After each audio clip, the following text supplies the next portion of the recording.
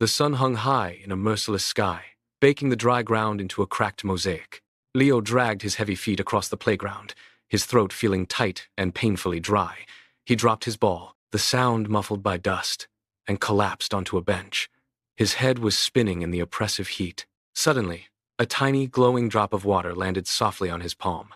It shimmered with a mysterious blue light that seemed to pulse. "Drink me," the drop whispered in a voice like a mountain stream. "Your body needs water to keep moving." Leo hesitated, staring at the miracle in his hand. He tilted his hand, letting the drop slide into his mouth.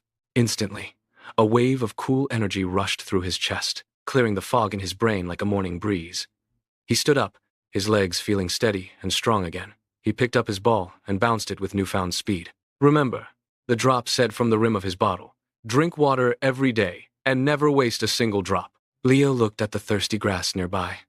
He carefully poured his remaining water onto the soil. The earth darkened, soaking up life. Leo nodded and ran back to the field, his steps light.